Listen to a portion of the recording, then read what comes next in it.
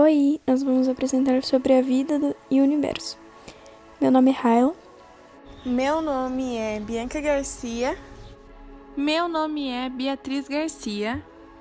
Meu nome é Giovana Bueno. E meu nome é Amanda.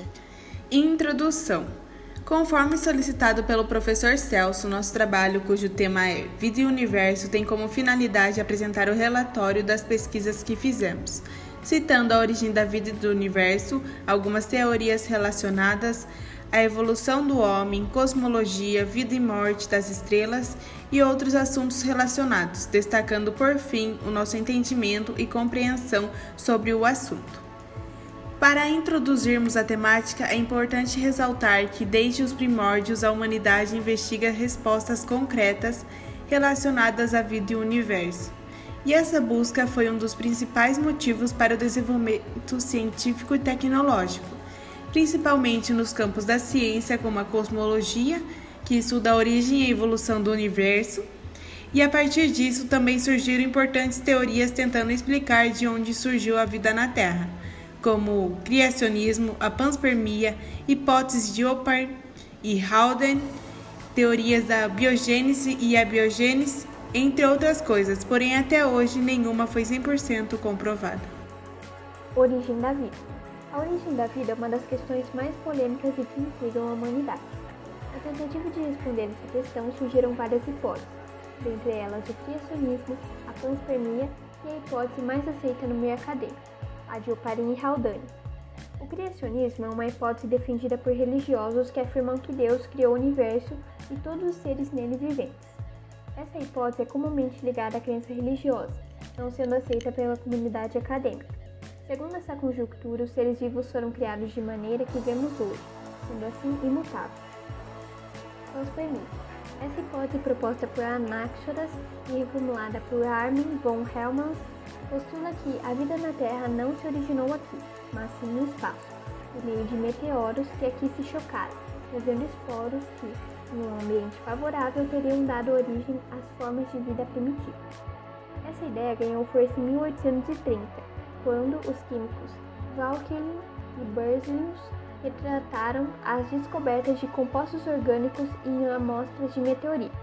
No entanto, como essas hipóteses apresentam algumas lacunas, como não explicar como a vida teria surgido em algum outro lugar do espaço, acabou sendo desacreditada. Hipótese de Oparin e Haldane. A hipótese mais aceita atualmente sobre a origem da vida é a de Oparin e Haldane. Segundo essa ideia, a Terra primitiva seria constituída por amônia, hidrogênio, metano e vapor d'água, os quais são expelidos constantemente pelas atividades vulcânicas. A condensação desse vapor d'água deu origem a um ciclo de chuvas, pois estas, ao atingirem a superfície ainda quente da Terra, voltaram a evaporar, iniciando assim um novo ciclo.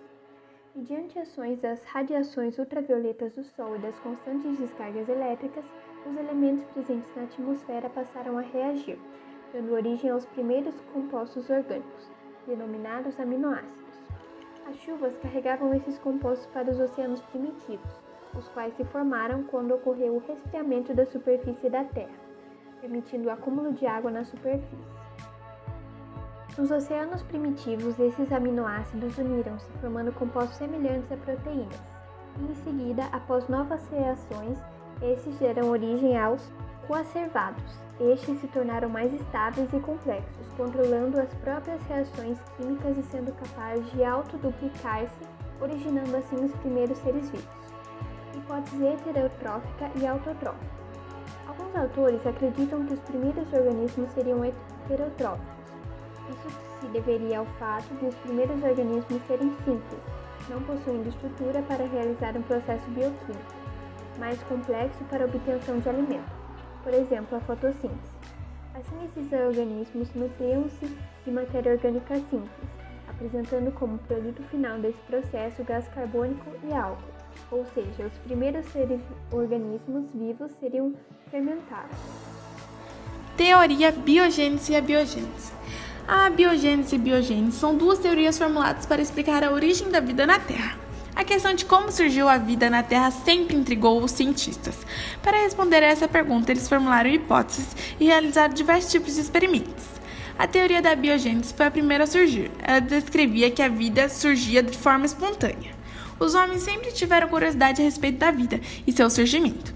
Desses primeiros pensadores, eles procuraram entender como surgiu a primeira forma de vida na Terra. Fato concreto é que nada surgiu da mesma maneira como é visto hoje. Mas uma dúvida permanece: de onde surgiu a vida? A princípio, acreditava-se que a vida surgiu da matéria inanimada, sem vida. Essa era a teoria da geração espontânea, também chamada de abiogênese. Os estudiosos da época, incluindo o filósofo Aristóteles, afirmavam que os seres vivos poderiam vir de material que não era vivo. Hoje percebemos claramente que a ideia é ilógica, mas na época diversos experimentos foram realizados para prová-la. O mais clássico experimento que tentava explicar a abiogênese era o surgimento de ratos a partir de roupas sujas. Colocavam-se roupas sujas acompanhadas de grãos de trigo em determinado local e após alguns dias nasciam ratos. Para nós é claro que os ratos eram atraídos pelo odor das roupas sujas e pelo alimento, porém a ideia da abiogênese perdurou por diversos anos. Francisco Redi, 1626 a 1697, foi o primeiro a colocar em xeque a teoria. Segundo ele, seria possível um ser vivo nascer da matéria bruta. Mas como ele poderia provar que a teoria aceita por diversos anos estava errada? Redi criou um experimento para tentar acabar de vez com essa ideia errônea. Sua experiência consistia em colocar carne em diversos vidros de boca larga, deixando alguns fechados com gás e outros abertos. O resultado foi que nos vidros abertos, onde moscas podiam pousar livremente, surgiram larvas. Já o vidro fechado não apresentou nenhuma larva. Redi concluiu então que as larvas já eram um estágio da vida das moscas e que elas não surgiram dos pedaços de carne.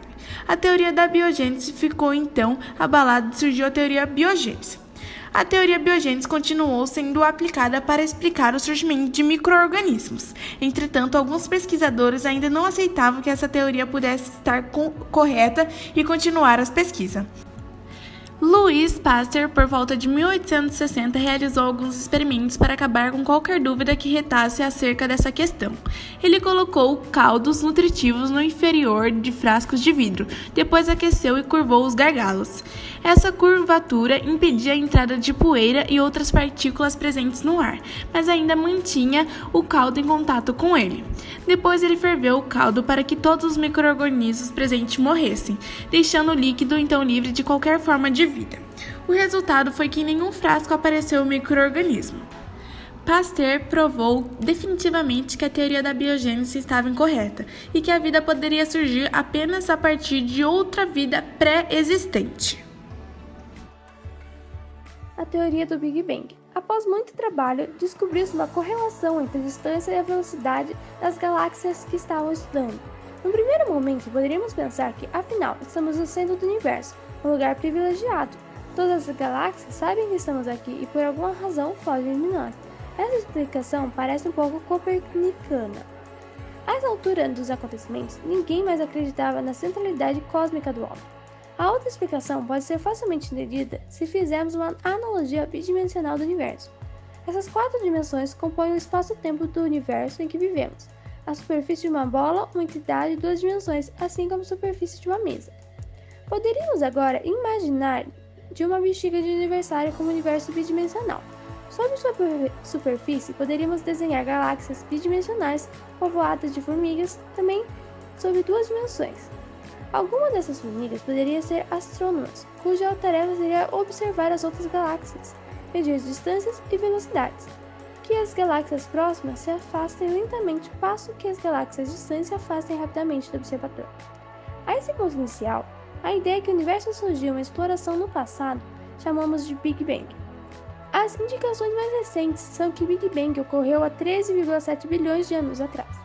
Ele pensou que um universo tão compacto e quente teria emitido muita luz. Em 1965, 2 engenheiros, Arnold Pesant e Robert Wilson, procuravam a origem de um ruído eletromagnético que estava atrapalhando as radiopropagações de interesse para o sistema de telecomunicações. Descobriram-se então que a radiação vinha de todas as direções para a qual se apontasse sua antena. Vejamos se essa é uma hipótese razoável. Ao longo da história, vimos que a ideia do universo evoluiu muito, passou por diversos estágios que poderiam ser caracterizados como teorias cosmológicas: Terra plana, modelo geocêntrico, heliocêntrico, galacêntrico, Big Bang inflacionário. Cada modelo explica como era conhecido na época e o que medidas podiam tomar e confirmar. Assim, para a nossa experiência diária, o modelo de Terra plana não é ruim. A Terra é redonda. Além do mais, gira em torno do Sol, e assim por diante. A descoberta de que o universo, tudo o que existe, evolui da forma que possa ser racionalmente analisado para ser surpreendente. Mais surpreendente ainda é o fato que podemos demonstrar que ela teve uma origem. As leis que desenvolvemos no nosso pequeno planeta aplicam-se ao universo todo. O próprio Big Bang deve ser objeto de racionalização e detalhamentos. Foi só no século XX que foi possível entender cientificamente a origem do espaço-tempo por meio do modelo Big Bang. Contudo, cenários no contexto da teoria de cordas e das membranas foram desenvolvidos nos quais o Big Bang pode não ser a origem dos tempos, e possibilidades com o modelo epirocótico ou multiversos foram avançados. Assim, o chamado princípio antrópico, que, na sua versão mais forte, afirma que o universo tem necessariamente de abrigar vida, é consequência de um cenário científico mais abrangente e pode ser dispensado enquanto a hipótese adicional ao modelo do Big Bang. Evolução do universo. As estimativas das pesquisas anteriores indicam que 25% do universo são constituídos por matéria escura e os demais 75% pela chamada energia escura. A energia escura, que constitui a maior parte do universo, é responsável pelo seu acelerado ritmo de expansão. Ao contrário do que se esperava, o processo de expansão não diminui, mesmo bilhões de anos após o Big Bang. Através da observação de supernovas do tipo Ia, estrelas no fim da vida que entram em colapso e emitem uma quantidade de brilho comparável ao centro da galáxia. Concluiu-se que a energia escura era o que aumentava a velocidade desse processo de crescimento. A matéria escura, por sua vez, recebe esse nome por não interagir com fótons, partículas que compõem a luz, tornando impossível sua detecção direta. A presença dela é notada pelos seus efeitos gravitacionais. Apesar de sabermos com alguma certeza que a matéria escura e a energia escura existem, responder o que elas realmente são ainda não é possível. O que temos são evidências dessas quantidades. O universo tem uma dinâmica. Ele funciona de uma maneira e, devido a essa dinâmica, conseguimos estabelecer que ali tem um conteúdo de energia que é muito maior e diferente do que de fato podemos ver. Compreender a disposição atual da matéria escura pode contribuir para o entendimento da evolução do universo, partindo do Big Bang, a teoria mais aceita do surgimento dos cosmos com os conhecimentos atuais. Pode-se traçar a evolução do universo desde segundos após a explosão primordial, quando ele era ainda composto por uma sopa quente e densa, que foi ficando mais frio à medida que ele se expandia. A matéria escura foi a primeira a se desacoplar dessa sopa inicial, enquanto a matéria conhecida, predominante prótons e elétrons, e os fótons permaneceram interagindo. O esfriamento prosseguiu e, quando o universo se aproximou dos 400 mil anos, os primeiros átomos foram se formando. Esse tempo representa uma fração ínfima, levando em conta as projeções de que ele ainda tem hoje cerca de 13,8 bilhões de anos. Logo, os fótons se libertam da matéria e passaram a viajar livremente no universo. A matéria produzida, então, passou a se agrupar ao redor de matéria escura, que havia escapado primeiro e começou a formar as galáxias e demais objetos conhecidos. O futuro do universo não é algo solidamente conhecido, mas teorizações são feitas, sendo a mais destacada na atualidade a Big Rip, ou Grande Rasgo, o Big Crunch, Big Bounce, universo oscilante e outros modelos cíclicos com suas futuras contrações e reinícios de processos de expansão. Dentro de um determinado aspecto, sempre é considerada como certa a morte térmica do universo ou sua crescente entropia até o total esfriamento ou ainda um esfriamento extremo dentro dos modelos cíclicos. Evolução do homem na Terra. A evolução humana corresponde ao processo de mudanças que originou os seres humanos e os diferenciou como uma espécie. As características próprias de espécie humana foram construídas ao longo de milhares de anos, com a evolução dos primatas. Charles Darwin foi o primeiro a propor a relação de parentesco da espécie humana com os grandes macacos, os antropóides. Atualmente, cientistas acreditam que esses antropóides e a espécie humana tiveram um ancestral comum cerca de 8 a 5 milhões de anos atrás. A evidência desse fato é a grande semelhança entre os humanos e os macacos antropóides, como o chimpanzé. A evolução da espécie humana foi inicializada há pelo menos 6 milhões de anos. Neste período, uma população de primatas do noroeste da África se dividiu em duas linhagens que passaram a evoluir independentemente. O primeiro grupo permaneceu no ambiente da floresta tropical e originou os chimpanzés. O segundo grupo se adaptou a ambientes mais abertos, como as savanas africanas, dando origem ao Homo sapiens. Por isso, o continente africano é chamado de berço da humanidade. Os primeiros hominídeos pertenciam ao gênero Australopithecus e se diferenciavam dos demais primatas por conta de sua postura ereta, locomoção bípede e uma arcada mais próxima da atual espécie humana. Apesar de ser considerado o primeiro ancestral humano, não existe um estudo conclusivo sobre a escala evolutiva. Segundo alguns estudos, seus sucessores foram os Homo habilis e o Homo erectus, o qual haveria surgido há aproximadamente 1,8 milhões de anos atrás. O seu maxilar apresentaria uma consistência maior e seus dentes seriam mais largos. Além disso, tinha uma caixa craniana de maior porte e uma postura mais ereta. Segundo consta, este teria habitado regiões de diversas da África, Ásia, como Java, China, Etiópia e Tanzânia. A partir do processo evolutivo sofrido por esse último espécime, haveria surgido o chamado Homo sapiens, uma espécie no qual desencadearia o Homo neanderthalensis. Este integrante do processo evolutivo humano teria vivido entre 270 e 30 mil anos atrás. De acordo com os estudos a seu respeito, eles produziam armas e utensílios com maior sofisticação e realizavam rituais funerários simples. Durante algum tempo teriam vivido juntamente com o Homo sapiens moderno. A principal característica do homem moderno comparado aos seus ancestrais é o cérebro bem mais desenvolvido. Além disso, observa-se a capacidade de raciocínio, comunicação e inteligência pelo desenvolvimento do sistema nervoso. Os primeiros hominídeos pertenciam ao gênero Australopithecus e se diferenciavam dos demais primatas por conta de sua postura ereta, locomoção bípede e uma arcada mais próxima da atual espécie humana. Apesar de ser considerado o primeiro ancestral humano, não existe um estudo conclusivo sobre a escala evolutiva. Segundo alguns estudos, seus sucessores foram os Homo habilis e o Homo erectus, o qual haveria surgido há aproximadamente 1,8 milhões de anos atrás. Seu maxilar apresentaria uma consistência maior e seus dentes seriam mais largos. Além disso, tinha uma caixa craniana de maior porte e uma postura mais ereta.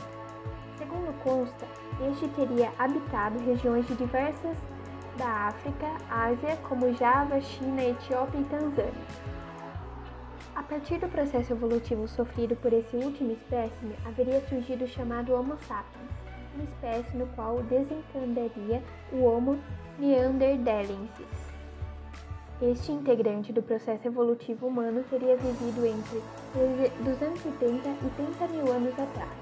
De acordo com os estudos a seu respeito, eles produziam armas e utensílios com maior sofisticação e realizavam rituais funerários simples.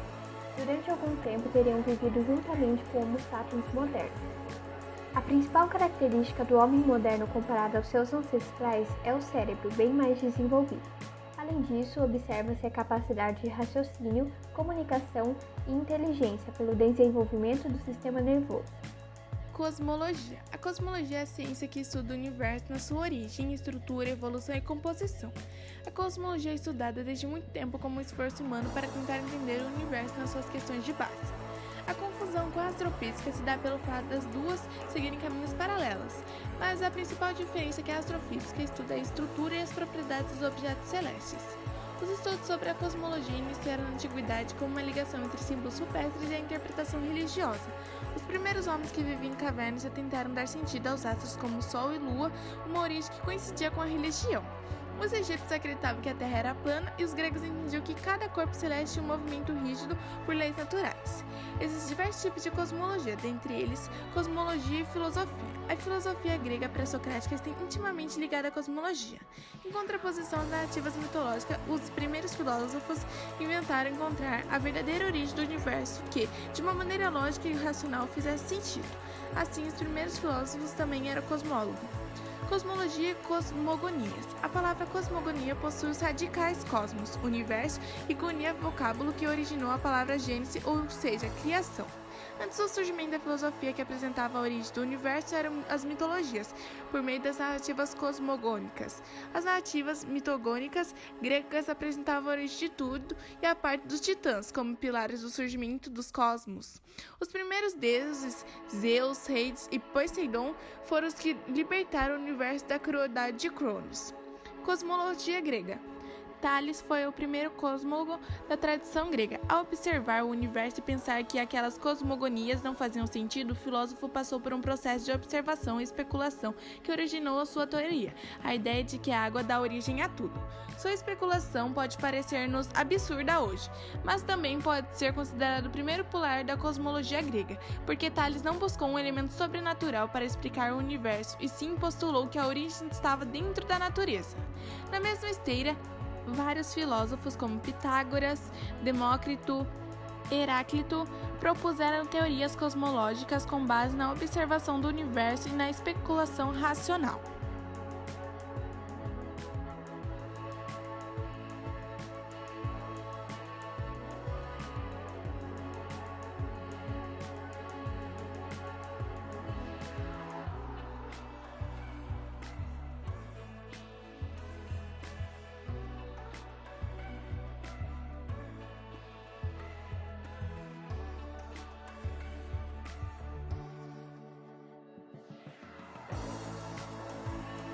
Bom dia, meu nome é Amanda e eu vou falar sobre a vida e morte das estrelas. Bom, as estrelas são imensas esferas de gás constituídas basicamente de hidrogênio e hélio. Elas brilham porque produzem energia através de reações nucleares. São grandes esferas de plasma mantidas por sua própria gravidade. Emitem luz, calor e outros tipos de radiação em razão dos processos de fusão nuclear que ocorrem em seu interior, liberando grandes quantidades de energia. O ciclo das estrelas. Estágio inicial. Nasce uma estrela. As nebulosas, ou nuvens moleculares, são grandes aglomerados de gás e de poeira existentes na galáxia, onde se formam as estrelas. Assim como as galáxias em geral, as nuvens moleculares são feitas quase que inteiramente de hidrogênio e hélio. Turbulências como as causadas por uma explosão de supernova nas proximidades provocam crescentes adensamentos em algumas regiões da nebulosa, formando glóbulos de gás frio que acabam colapsando sobre seu próprio peso. Cada glóbulo, assim, dará origem a uma estrela. À medida que o glóbulo colapsa, forma-se um disco em rotação com a protoestrela no centro. Jatos bipolares de gás e poeira são gerados pelo disco rotante e pelo vento estelar da protoestrela. A pressão no centro da estrela aumenta até o ponto em que ela balança a força gravitacional, alcançando o equilíbrio hidrostático que faz parar o colapso. Uma observação importante é que a massa mínima que a protoestrela precisa ter para o seu núcleo atingir a temperatura autossuficiente para acender as reações nucleares e formar uma estrela é de aproximadamente 10% da massa do Sol. Se a massa for menor do que isso, ela será uma anã marrom, um objeto com massa maior do que a de um planeta, porém menor do que a de uma estrela, não podendo manter a fusão termonuclear. Estágio intermediário. Vida de uma estrela. A sequência principal é a etapa mais longa da vida da estrela, quando ela está fundindo hidrogênio em hélio no núcleo e brilhando estavelmente em equilíbrio hidrostático. Durante esse tempo, as estrelas mantêm uma relação homogênea entre a luminosidade e a temperatura determinada pela sua massa. As estrelas mais quentes e mais massivas são as mais luminosas, e as mais frias e menos massivas são menos luminosas. A massa de uma estrela define a sua temperatura, cor, tamanho, a sua luminosidade e o seu tempo de vida na sequência principal.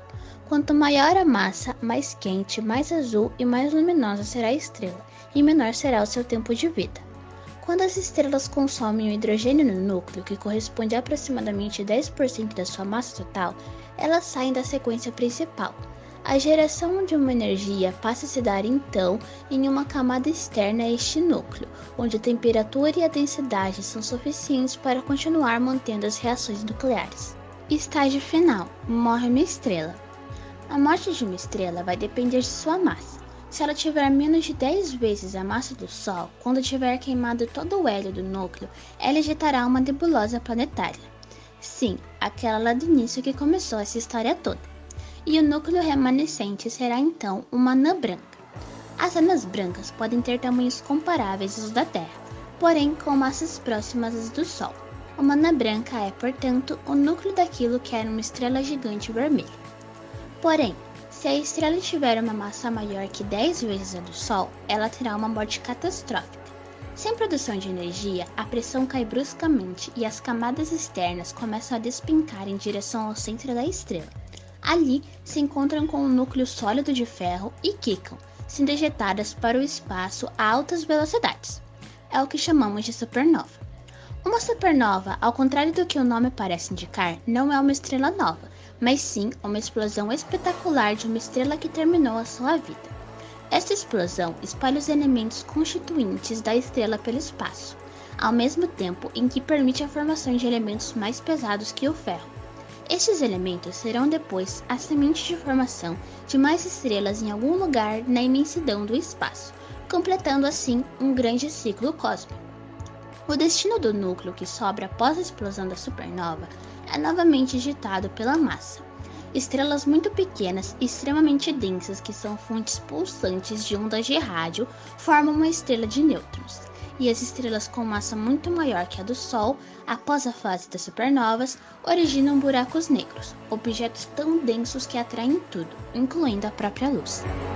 E esse é o nosso mapa conceitual que fizemos abordando o tema principal, que seria a vida e o universo. Destacamos as principais características de cada, mostrando assim suas teorias, suas origens, evoluções, as estrelas, a cosmologia, entre outras coisas.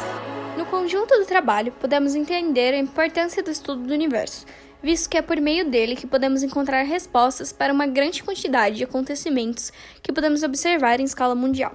Isso porque, por intermédio do entendimento do universo, podemos notar a existência de cura para doenças, bem como a compreensão da composição de planetas, estrelas e de que forma esse conhecimento científico pode melhorar a vida na Terra. Nossa viagem pela história do pensamento humano nos mostrou muitas tentativas realizadas para se compreender a origem do nosso universo. Essa busca existiu em todas as civilizações, em todos os tempos, mas a forma de buscar essa explicação variou muito. O mito, a filosofia, a religião e a ciência procuraram dar uma resposta às questões fundamentais. O universo existiu sempre, ou teve um início? Se ele teve um início, o que havia antes? Por que o universo é como é? Ele vai ter um fim? Nosso conhecimento moderno sobre o universo está muito distante daquilo que era explicado pelos mitos e pela religião. Nenhum mito ou religião descreveu o surgimento do sistema solar, do Sol, das galáxias ou da própria matéria. Esperaríamos da ciência uma resposta às nossas dúvidas, mas ela também não tem as respostas finais. Essa busca de uma compreensão do universo e do próprio homem ainda não terminou. De uma forma ou de outra, todos participamos dessa mesma procura. Uma procura que tem acompanhado e que ainda deverá continuar a acompanhar todos os passos da humanidade. Pois a única certeza que ainda temos é que o universo está em contínua expansão. Muito obrigado pela sua atenção e até a próxima!